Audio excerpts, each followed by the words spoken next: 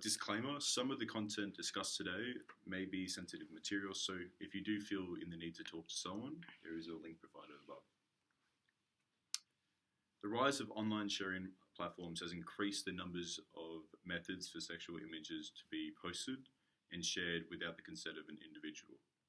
As a result, there has been some development of new laws regarding this problem, as more frequent instances of this crime emerge. We will be exploring this crime and discussing how, in spite of these changes, there are still some barriers to achieving justice for victims who suffer from image-based sexual abuse. Here are some key definitions that will be referenced throughout the presentation. IBSA, which is the non-consensual creation and sharing of intimate and sexual images and recordings, and threats to create and share such images and recordings are behaviors collectively known as image-based sexual abuse, IBSA. Different subsets of this offending includes upskirting, downblousing, creep shots, revenge porn, and sextortion. Revenge porn, also known as revenge pornography, is a media-generated term widely understood to refer to the distribution of nude or sexual images by vengeful ex-lovers. Sextortion is a form of blackmail where a perpetrator threatens to reveal intimate images of you online unless you give to their demands. These demands are typically for money, further intimate images, or sexual favours. There are a number of legislations within both Victoria and Australia that protects individuals' online presence. In Victoria, image-based sexual abuse offences are prohibited by sections 40 and 41 of the Summary Offences Act. 41B prohibits a person from intentionally visually capturing an image or video of a person's genital or anal region without the consent. A few other acts include the Enhancing Global Safety Act 2015 and the Online Safety Act 2021. The new authority in the Online Safety Act 2021 aims to improve the law's power to protect victims of online abuse. The Act aims to better the ability to address the sharing and the threats of sharing of intimate images and to allow regulation of illegal and restricted content within apps such as Instagram. Alright, so here is the 2019 study by the Australian Institute of Criminology that helps us observe the rate of image-based sexual abuse among the Victorian community. Overall, 23% of the population have experienced a crime, with ages between 16 to 19 being the most prevalent and minority groups being highly targeted. The LGBT community with 36%, the Indigenous with 50%, and those with disabilities having experienced 56%. Based on this data, however, gender did not play a role on who reported to the police about IBSA more, in which we will talk much more further in detail later. So here's the so we'll be talking about the survivors of IBSA and if they're getting enough substantive justice inside the criminal justice system in Victoria. So the Sentencing Advisory Council 2020 found that the common results from sentencing were community correction orders, with 27% in which offenders may have to complete a set of conditions such as community work, stay away from certain people and licensed areas, and agreeing to have treatment for drug and alcohol use.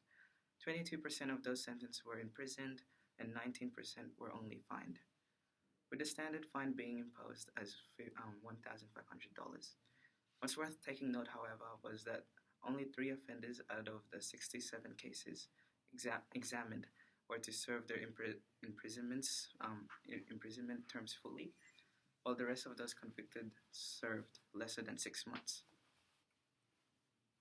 Furthermore, half of the IBSA cases identified that the crime committed was known to the victim survivor as either a partner or an ex-partner, with the majority being linked to domestic violence and family violence, as 71% of the offenders threatened to share explicit images of them online. So what are the types of images being shared online? So 21% of survivors said they were either semi-nude or slightly clothed, but what's even more concerning was that 35% said they were still unsure increasing anxiety due to uncertainty of the photos being shared.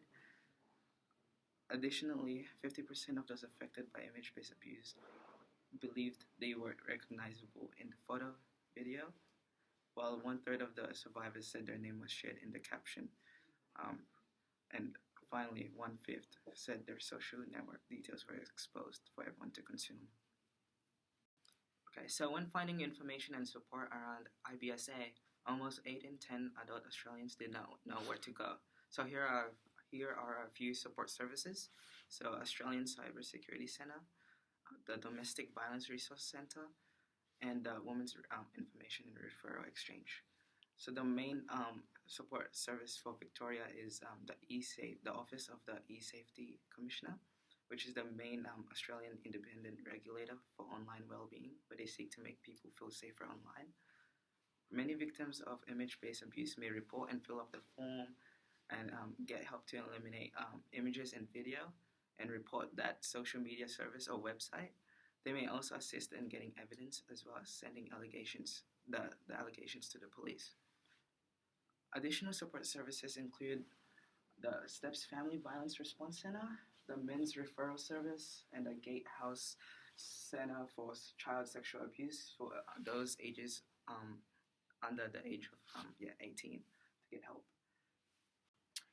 Some barriers to action could be confusion about consent, reporting to police, uncertain what they could do, psychological and emotional barriers, unclear what actions to take, where to go, what to do, who to speak to.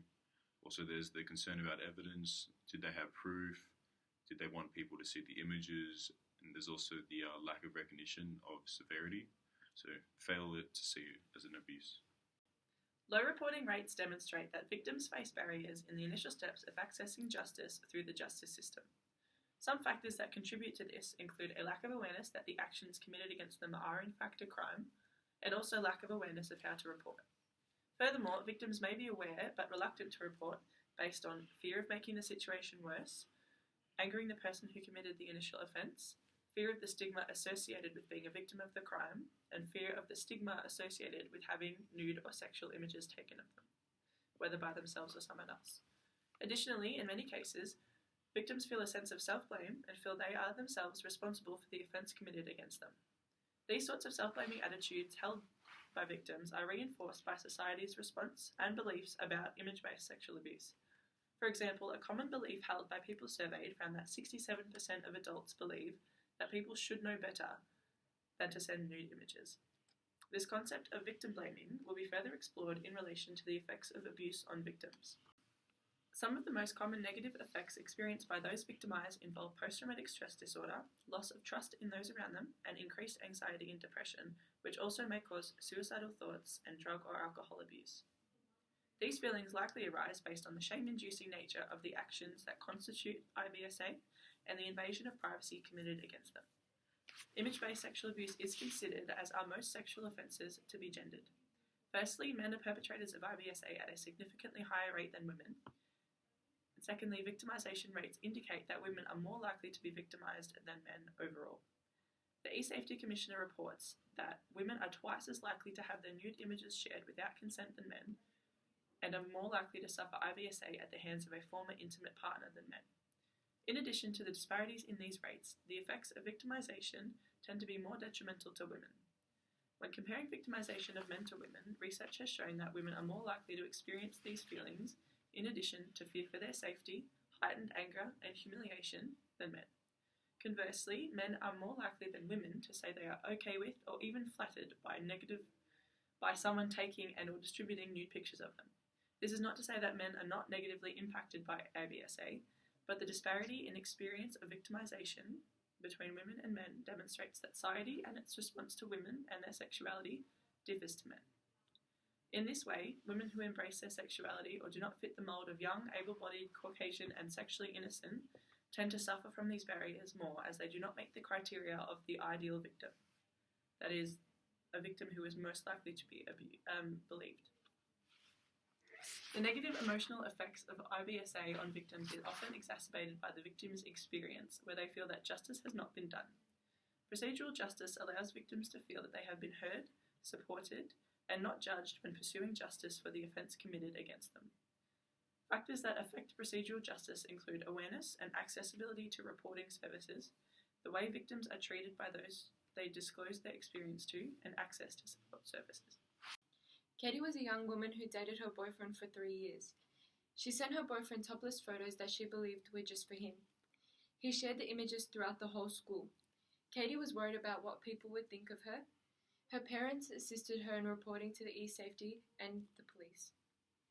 Nevertheless, this case depicts that even though Katie had felt the initial concern and shame about the circumstances, she still had adequate support measures in place throughout her school and, most importantly, her parents. A major factor that is presented within this case listed above is the notion of an ideal victim. Christie's factor of an ideal victim of assault establishes the idea that women are more susceptible to being victims of crime, of sexual abuse. The victims within this case is a young woman, suggesting that they may have been believed to be a victim of IBSA, as they fit the stereotypes of an ideal victim, suggesting that they may be reported straight away.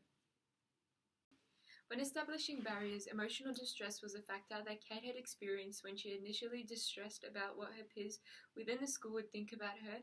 However, they did turn out to be supportive regarding the issue. Nevertheless, the case depicts that even though Kate had felt the initial concern and shame about the circumstances, she still had adequate support measures in place throughout her school and, most importantly, her parents. A major factor that is presented within the case listed above would be the notion of an ideal victim. Niels Christie's notion of an ideal victim of assault establishes the idea that a woman of a certain characteristic is more likely to be believed. The victims within this case were more likely to fit the stereotypical views of an ideal victim, suggesting that she might have been supported right away. This case is a prime example of the suitable responses and support towards a victim, and it displays how victims are currently treated when they are more likely to fit the notion of an ideal victim. Sarah Richards was a 15-year-old schoolgirl dating a boy within her high school. She sent naked images that were eventually shared around her school by her boyfriend at the time. She was ridiculed via social media with a lengthy YouTube video and a trending hashtag dedicated to her hate. This went on for months.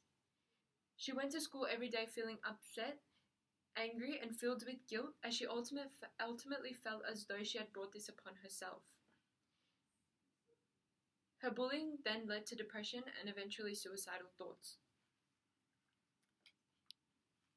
Sarah had faced many barriers throughout her experience of victimization, even a number of years after the event had taken place. She was stripped from the fact of providing consent. The material was taken and posted on numerous media platforms, ultimately causing emotional and mental distress. Her psychological health had deteriorated, leaving her mental health complications and contemplating suicide. Another substantial barrier she had faced was the lack of education in regards to reporting a crime. She explains that she wasn't even aware that a crime of this magnitude could be reported, therefore the perpetrator had never been punished, and most importantly, she never got the support she needed to recover. Sarah had experienced victim blaming as a barrier to when she had faced all the cyberbullying, and people were making statements that it was her fault that the nudes were leaked. This also placed self-blame in her mind overall because of the lack of help that she had on the issue at the time. Another case study is Michael. Michael was talking to a woman who he believed was fun and flirtatious. They started video chatting where they agreed to strip during a video chat. The call abruptly ended and the woman sent back a video recording of him stripping with his Facebook profile and contact list attached. She demanded he send her money or she will post it on Facebook. The psychological and emotional barriers he faced were the sense of betrayal, embarrassed and humiliated. He was ashamed. He ultimately didn't want anyone to see the images and video due to the stigma, which initially inebriated his ability to seek justice. Whilst he was able to report the abuse after reaching out to his friends and receive support, this case displays the effect that victimization has on men. Victimization within IBSA for public figures is also more predominant than we may consider. Dominica Carlo was a contestant on Married at First Sight. Olivia Fraser, a fellow contestant, shared a nude image taken from Dominica's OnlyFans account and shared it with her fellow contestants. She claimed as a defense that the information and image was already public information as it was posted on OnlyFans. One of the main barriers that would be considered for this case would be the topic of an ideal victim. Dominica Carlo is a sex worker as she participated within her OnlyFans. Sex workers are not considered the ideal victim as they do not fit the stereotypical view of a victim. Therefore, individuals may see these harms not in a serious nature, and Dominica would not be affected psychologically and emotionally as she was willing to post these photos online. Various studies and inquiries into image-based sexual abuse highlight that many negative facets of the offence relate to lack of education about its nature and its prevalence. Due to this, our key recommendations include increasing education around the crime in schools and further education on the ramifications for victims of the offence. We also suggest that reporting and supportive services are more widely publicised and accessible.